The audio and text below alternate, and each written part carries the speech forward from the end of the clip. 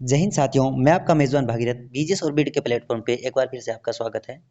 पिछली वीडियो में हमने की है बीए सेमेस्टर 6 इंडियन ज्योग्राफी की यूनिट 4। अब इस वीडियो में यूनिट 5 करने जा रहे हैं। इसके बाद हमारी 5वीं यूनिट कंप्लीट होगी। चलिए शुरू करते हैं यूनिट 5 के बारे में। यूनिट 5 में अपने यूनिट 5 का फर्स्ट टॉपिक पढ़ेंगे भारतीय अर्थव्यवस्था का बदलता स्वरूप और पंचवर्षीय योजनाएं। आर्थिक नियोजन और पंचवर्षीय योजना।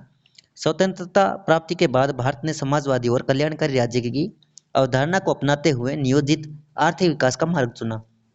इसके लिए योजना आयोग अब नीति आयोग का गठन किया गया। योजना आयोग है वो अब नीति आयोग हो गया है, तो इसका नाम चेंज है, तो ब्रैकेट में दे रखा, जिसने पंचवर्षीय योजनाओं के माध्यम से देश के संसाधनों का आवंटन एवं विकास का लक्ष्य तय किया है। कृषि का विकास। शुरुआती योजनाओं विशेषकर प्रथम और द्वितीय कृषि और सिंचाई सर्वोत्तम प्राथमिकता दी गई ताकि खाद्यान्न में आत्मनिर्भरता प्राप्त की जा सके। हरित क्रांति। बीज पारंपरिक खेती, बीज यानी बनाम, इसके समान क्या है, सामने क्या है। 1960 के दशक के उत्तरार्ध में उन्नत बीजों, रासायनिक उर्वरकों और सिंचाई सुविधा के साथ हरित क्रांति की शुरुआत हुई। इसने पंजाब, हरियाणा और पश्चिमी उत्तर प्रदेश के कृषि उत्पादनों को कई गुना बढ़ा दिया, किंतु इसके साथ ही पारंपरिक खेती के तौर तरीकों को बदलाव और क्षेत्रीय असंतुलन जैसी चुनौतियां भी सामने आई। उसके बाद देखेंगे टॉपिक 2, भारतीय कृषि का प्रादेशिकरण और कृषि विकास नियोजन देखेंगे। कृषि प्रादेशिकरण। भारत की जलवायु और सांस्कृतिक विभिन्नता के कारण देश के विभिन्न कृषि जलवायु प्रदेशों में विभाजित किया गया। हर क्षेत्र अपनी भौगोलिक विशेषताएं हैं जो विशेष फसलों के उत्पादन को बढ़ावा देती है। कृषि विकास का नियोजन और प्रासंगिकता। कृषि विकास नियोजन में क्षेत्रीय प्रासंगिक अत्यंत महत्व है। एक समान नीतियों पूरे देश को सफल नहीं हो सकती, अतः स्थानीय मिट्टी, जल उपलब्धता और जलवायु के आधार पर फसल प्रतिरूप और रणनीतियां तय की जानी चाहिए ताकि सतत विकास, कृषि का विकास सुनिश्चित हो सके। विकेंद्रीकृत कृषि नियोजन है, क्षेत्रीय असंतुलन को दूर कर सकता है, किसानों की आय और वृद्धि कर सकता है। इसके बाद टॉपिक 3 का है जनसंख्या का स्थानिक वितरण। जनसंख्या घनत्व और जनसंख्या विस्फोट क्या है। स्थानिक वितरण और जनसंख्या घनत्व। भारत में जनसंख्या का वितरण अत्यंत असमान है। उत्तर के विशाल मैदानों, तटीय क्षेत्रों और उपजाऊ नदी घाटियों में उच्च जनसंख्या घनत्व पाया जाता है, क्योंकि वहाँ जल की उपलब्धता भी है, उपजाऊ क्षेत्र है, जहाँ कृषि अच्छी होती है, खाद्यान्न फसलें अच्छी होती है, तो वहाँ जनसंख्या ज़्यादा निवास करने लगी है, यानी कि उत्तर विशाल मैदानों और तटीय प्रदेशों में जहाँ मिट्टी उपजाऊ है। जबकि पर्वतीय क्षेत्रों, मरुस्थल और पठारी क्षेत्रों में प्रतिकूल भौगोलिक दशाओं के कारण जनसंख्या घनत्व कम है, क्योंकि यहाँ एक तो सूखा है, बरसात अच्छी नहीं हो रही है, परिस्थितियां हैं उनके अनुसार नहीं पाई जाती है, इसलिए जनसंख्या घनत्व कम है, लोग कम पाए जाते हैं। जनसंख्या विस्फोट और सामाजिक आर्थिक निहत्तर। स्वतंत्रता के बाद भारत में मृत्यु दर तेजी से गिरावट और जन्म दर उच्च बने रहने के कारण जनसंख्या विस्फोट की स्थिति उत्पन्न हुई। ये हुई कि स्वतंत्रता मिली, उसके बाद भारत में जो नए नए टेक्नोलॉजी की से अपने भारत में जो रोग है वो कम किए गए, जिससे मृत्यु दर घट गई और जो जनसंख्या है वो बढ़ने लगी, क्योंकि जन्म दर अत्यधिक उच्च हो गई। उसके बाद जनसंख्या विस्फोट की स्थिति उत्पन्न हुई। इससे गंभीर सामाजिक और आर्थिक परिणाम सामने आए हैं।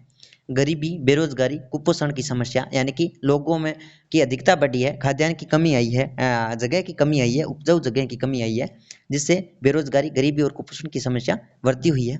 शिक्षा, स्वास्थ्य और बुनियादी ढांचे का अत्यधिक दबाव, यानी कि जैसे जैसे जनसंख्या बढ़ी है वैसे वैसे जैसे आपने देख लिया कंपटीशन भी बढ़ रहा है और शिक्षा, स्वास्थ्य और बुनियादी ढांचे पर अत्यधिक दबाव पड़ रहा है। जनसंख्या बहुत अत्यधिक होने के कारण भौतिक सुख सुविधाएं हैं जो पर्याप्त मात्रा में उपलब्ध नहीं हो पा रही हैं। प्राकृतिक संसाधनों, भूमि, जल, वन का तीव्र दोहन और पर्यावरण निम्नीकरण। उसके बाद नगरीकरण पढ़ेंगे। नगरीकरण की प्रक्रिया और स्वरूप देखेंगे। नगरीकरण ग्रामीण समाज से शहरी जीवन शैली की ओर परिवर्तन की एक गतिशील प्रक्रिया है। नगरीकरण क्या है कि जो गांव के लोग हैं वो शहर में जाकर बस रहे हैं, यही नगरीकरण है।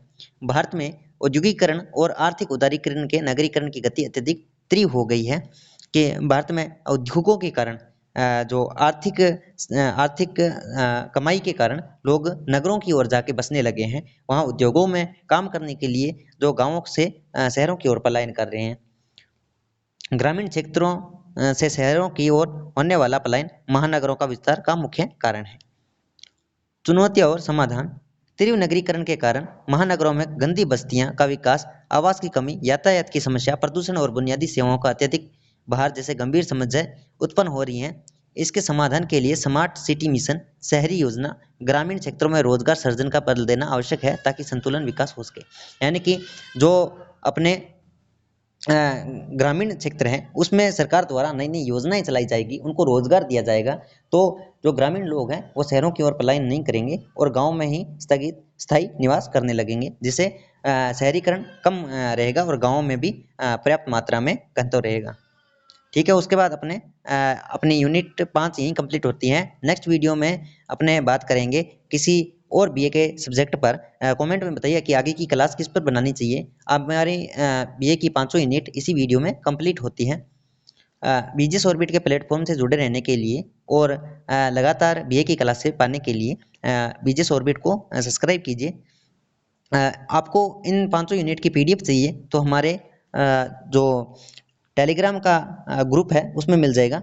टेलीग्राम का लिंक है मैंने अपने यूट्यूब के डिस्क्रिप्शन में डाल दिया है। अगर वहाँ पर आपको आसानी से नहीं मिल पा रहा हो तो आप कमेंट कर दीजिए, मैं कमेंट के रिप्लाई में आपको मेरा टेलीग्राम आपको डाल दूंगा, उसमें उसको आप ज्वाइन कर लीजिए, आपको पीडीएफ मिल जाएगी। ठीक है, धन्यवाद, मिलते हैं नेक्स्ट वीडियो।